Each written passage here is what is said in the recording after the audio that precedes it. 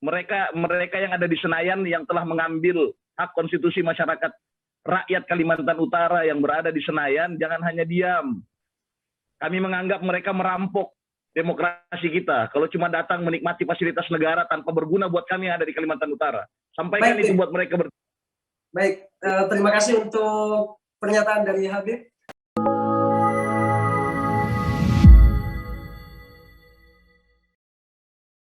Selamat datang dalam program Satu Meja. Fast TV Official menyambung live kita yang sempat tadi malam kita laksanakan dan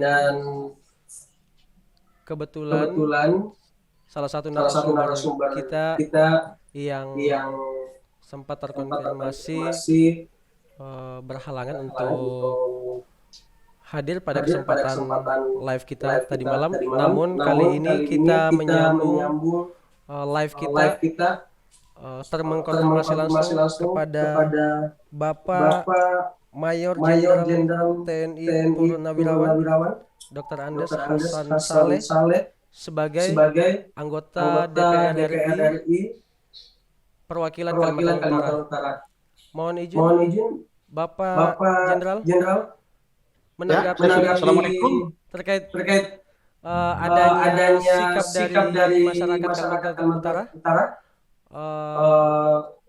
atas pernyataan saudara Edi Mulyadi. Apa yang menjadi catatan penting dari Bapak Jenderal melihat aspirasi yang datang dari masyarakat kita, Pak? Ya baik, Assalamualaikum. Terima kasih rekan-rekan dari TV. Baik, Pak.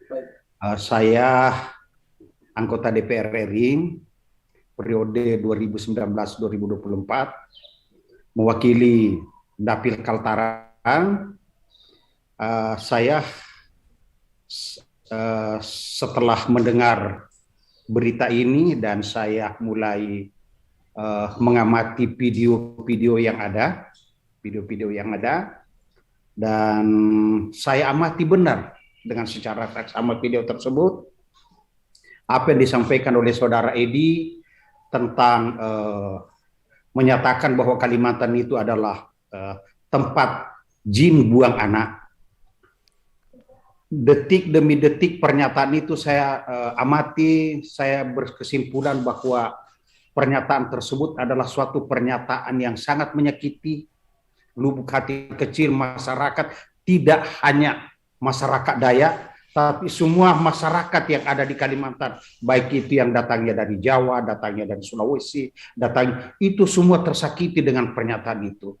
Dan pernyataan itu menurut saya sikap dan mimik atau intonasi kata-kata yang disampaikan oleh Edi Mulyadi itu adalah suatu pernyataan yang direncanakan dan dalam keadaan sadar. Jadi itu sangat sadar beliau sampaikan tentang itu, tidak ada apa namanya pengamatan saya bahwa itu orang gila atau orang tidak sah atau mabuk atau bagaimana, tidak. Saya mengamati bahwa itu dia sadar menyampaikan hal itu. Dia sadar dan dia tidak gila dan sudah direncanakan tentang pernyataan itu. Itu yang kira-kira sikap apa pengamatan saya tentang pernyataan Pak Edi Mulyadi. Lalu sikap saya secara pribadi selaku anggota DPR RI yang mewakili itu, saya juga sangat tersakiti. Baik. Sangat tersakiti dengan pernyataan itu. Tidak hanya masyarakat, termasuk saya anggota DPR RI sangat-sangat tersakiti dengan pernyataan itu.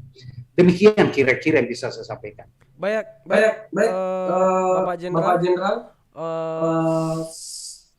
Hari ini pagi tadi ada sikap dari masyarakat kita di Kota Tarakan, Kalimantan Utara atas aksi yang digelar untuk menyikapi pernyataan dari saudara Edi Mulyadi yang kemudian aspirasi itu disampaikan ke DPRD Kota Tarakan.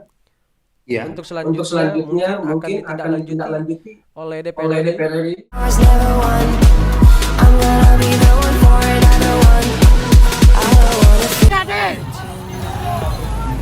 Bunuh dia! Kalimantan kami punya! Hidup Oke guys, hari ini kita bakalan langsung untuk lihat secara langsung bagaimana warga asli kota Kalimantan Utara, tepatnya di kota Tarakan. Sorry agak ngos-ngosan karena habis naik gunung ya. Perjalanan ini sangat jauh sekali, berjalan kaki dari Polres Tarakan menuju DPR Kota Tarakan. Mohon izin Pak Jenderal. Ya, saya sangat salut apabila ada pernyataan sikap dari masyarakat yang sudah tergabung dengan komprehensif masyarakat tersebut. Itu saya sangat sependapat, sangat salut. Apabila persoalan ini mau dibawa ke ranah hukum atau apa dan sebagainya, saya di Jakarta akan memantau pelaksanaan tersebut. Dan saya mau monitor bahwa rekan-rekan dari Kalimantan Timur, dari suku Dayak terutama yang di Kalimantan Timur yang saya pantau, bahwa mereka sudah melaporkan hal ini ke Kapolda. Dan saya memantau bahwa Kapolda sudah merapikan sesuatu bentuk laporannya, bentuk apanya dan sebagainya untuk persoalan ini dibawa ke ranah hukum. Mudah-mudahan rekan-rekan yang ada di Tarakan, yang ada di Kaltara juga mengangkat persoalan ini ke ranah hukum tersebut. Karena pernyataan Deddy Mulyadi ini, dia tidak hanya menyatakan pernyataan di Kalimantan Timur, seluruh masyarakat Kalimantan gitu. Itu yang saya tangkap. Baik Bapak Silakan. Bagaimana dengan pernyataan klarifikasi dari Saudara Edy Mulyadi? Apakah menurut Bapak Jenderal hal itu masih kurang cukup untuk diterima masyarakat kita hari ini yang merasa tersakiti atas dugaan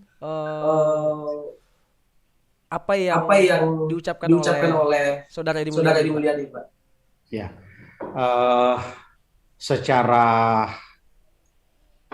Secara pribadi ya, secara umat beragama, saya sudah nonton videonya, dia minta maaf. Baik, Bapak. Dan dia mewakilkan orang, ada 2 atau 3 orang, itu pun saya tidak jelas apa itu betul orang Kalimantan atau tidak. Yang di samping kanan kiri di video itu dia menyatakan maaf apa dan sebagainya. Ya selaku orang umat beragama, orang minta maaf. Ya, secara pribadi saya maafkan. Tapi kalau secara harafiah tentang hal ini mau dibawa ke ranah hukum, itu pun saya sependapat.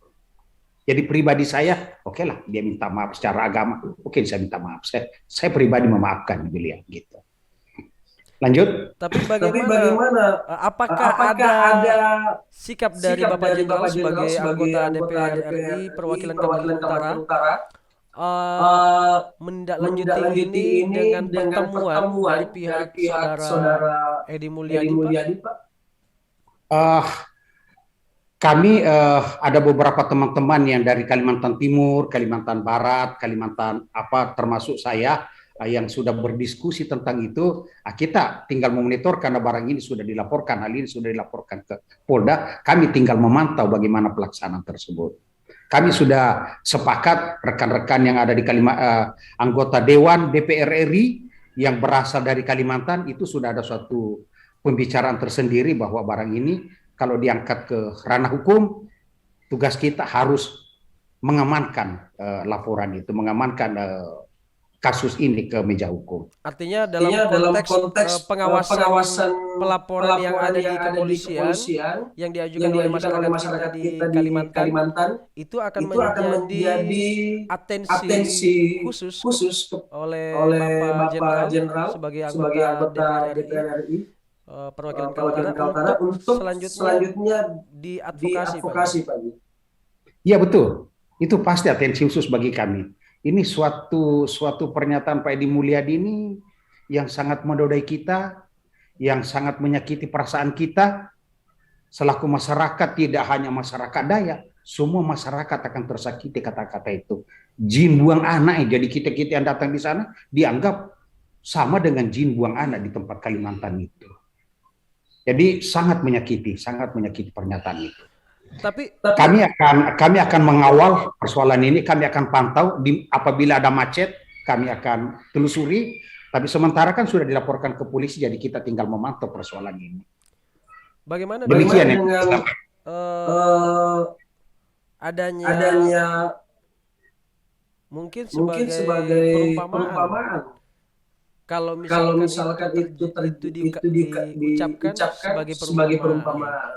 Apakah hal itu bisa kita terima? Pak Jenderal, mohon izin. Saya sudah mengamati kata-kata itu, atau saya amati betul bahwa dari segi bahasa, dari segi mimiknya dia, dari segi bahasanya dia, dari segi intonasi kata-katanya, saya berkesimpulan bahwa itu direncanakan. Tidak sekonyong-konyong muncul dari dalam hatinya muncul kata-kata itu direncanakan. Bisa Anda ulangi nonton videonya, itu jelas itu bahwa ya intonasinya dia, gerakannya dia, mimiknya dia itu menandakan bahwa orang itu sadar dan direncanakan. Tidak ada tanda-tanda bahwa dia orang gila. Kami takutnya nanti kalau dibawa ke ranah hukum, wah ini Pak tidak, ini Pak Edi Mulyadi gila. Tidak, saya melihat bahwa pernyataan itu orang itu tidak gila. Dia adalah seorang sarjana, dia ada kelahiran tahun 66 yang sangat dewasa, dia mantan wartawan. Apa dan sebab itu sangat-sangat waras orang itu mengatakan kata-kata itu. Jadi patutlah barang ini kita bawa ke meja hukum. Baik. Demikian. Artinya sikap dari Bapak Jenderal hari ini sebagai anggota DPR RI tentu akan bersikap tegas melihat persoalan ini harus dikawal hingga proses hukumnya berjalan, Bapak. Iya betul. Saya tidak mau mengkhianati masyarakat Kalimantan. Saya harus sejalan apa yang dipikirkan masyarakat Kalimantan, apa yang dirasakan, apa yang perasaannya dia tersakiti. Saya juga ikut sangat prihatin dengan kata-kata itu. Saya adalah orang Kalimantan Utara. Saya orang Nunukan. Sangat tersakiti saya dengan kata-kata itu. Rumah saya ada di Nunukan. Mendengar pernyataan ini saya sangat tersakiti. Jadi apa yang dirasakan saudara-saudara saya, teman-teman saya, apa saya yang ada, itu juga yang saya rasakan. Jadi apabila semua masyarakat menyatakan bahwa kita bawa ke meja hukum, itu pun saya sependapat. Apa yang kemudian sepintas terpikirkan oleh Bapak Jenderal saat pertama kali mendengar ucapan yang disampaikan oleh Bapak Edi Mulyadi, Pak? Saya semula pertama Edi Mulyadi yang sering muncul di di medsos ya, itu pertama yang kalau dia ini orang wartawan, dia ini orang wartawan. Setelah saya nonton, oh ya benar. Mulai saya amati, saya takut kalau barang ini nanti dibawa lagi, bahwa dia gila, dia sarap, dia tidak waras menyampaikan kata-kata itu. Sehingga saya mengamati satu kata-kata dan saya menyatakan sikap saya bahwa dia bukan orang gila, dia bukan orang mabuk saat mengeluarkan kata-kata itu. Demikian. Berat untuk Bapak terima secara hati nurani. Bagaimana? Berat bagi Bapak Jenderal menerima hal itu secara hati nurani ketika berat sekali perasaan saya menerima pernyataan itu. Sangat tersakiti. Setelah itu dia menyampaikan kata maaf sebagai orang beragama. Oke. Tapi apabila ini dimasukkan ke meja hukum, saya sangat sependapat. Demikian sikap saya yang bisa saya sampaikan selaku umat beragama dan selaku orang Kaltara yang menerima pernyataan itu sikap saya, sikap beragama saya dan sikap kemasyarakatan saya sudah sampaikan kepada saudara bahwa itulah sikap pribadi saya dan tugas saya untuk mengawal barang ini seandainya di pusat nanti itu pasti kami kawal. Itu tugas terkandung bagi saya untuk mengawal persoalan. Demikian Pak yang bisa saya sampaikan. Mohon izin satu pertanyaan lagi Bapak Jenderal. Apa yang menjadi pesan bagi kita yang ada di masyarakat Kalimantan Utara khususnya dan umumnya masyarakat Kalimantan untuk melihat persoalan ini? Mohon Bapak Jenderal memberikan baik, terima kasih. Saya kepada adik-adik anak-anak saya yang siang tadi ikut menyampaikan aspirasinya, ikut menyampaikan perasaannya. Saya sangat mengharap pedomani protokol kesehatan dan pedomani proses hukum, biarlah barang ini berjalan secara hukum, tetap kita harus mengedepankan penyelesaian ini secara hukum. Itu yang bisa saya sampaikan. Terima kasih. Baik, terima kasih Bapak Jenderal atas kesempatan Bapak Jenderal pada sore hari ini. Dan kita akan lanjutkan diskusi kita dalam program Satu Meja berikutnya. Terima kasih untuk Bapak Jenderal. Oke. Ya. Terima kasih. Assalamualaikum. Siap. Waalaikumsalam warahmatullahi wabarakatuh.